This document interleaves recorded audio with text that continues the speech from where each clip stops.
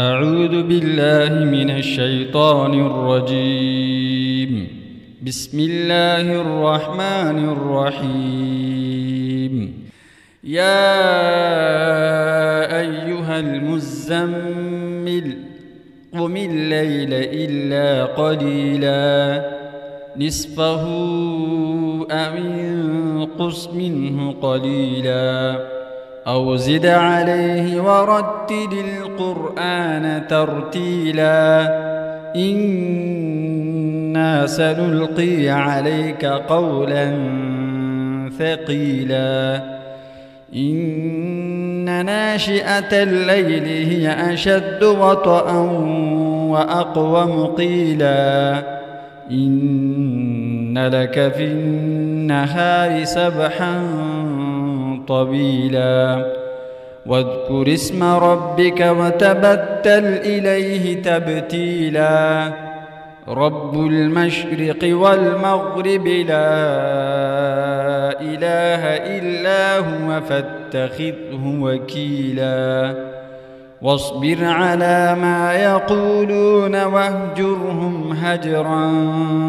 جميلا وذرني والمكذبين أولي النعمة ومهلهم قليلا إن لدينا أنكالا وجحيما وطعاما ذا غصة وعذابا أليما يوم ترجف الأرض والجبال وكانت الجبال كثيبا مهيلا إنا أرسلنا إليكم رسولا شاهدا عليكم كما أرسلنا إلى فرعون رسولا فعصى فرعون الرسول فأخذناه أخذا وبيلا فكيف تتقون إن كفرتم يوما يجعل البلدان شيبا السماء منفطر به كان وعده مفعولا إن هذه تذكرة فمن شاء اتخذ إلى ربه سبيلا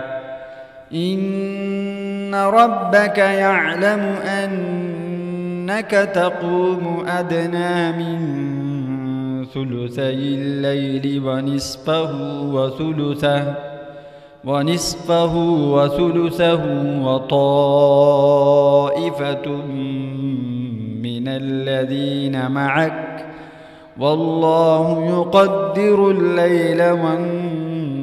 والنهار علم أن لن تحصوه فتاب عليكم فاقرؤوا ما تيسر من القرآن علم أن سيكون منكم مرضى وآخرون يضربون في الأرض يبتغون من فضل الله وآخرون يقاتلون في سبيل الله فاقرؤوا ما تيسر منه وأقيموا الصلاة وآتوا الزكاة وأقرضوا الله قرضا حسنا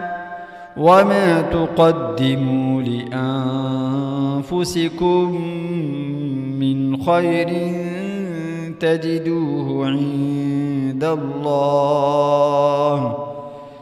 من خير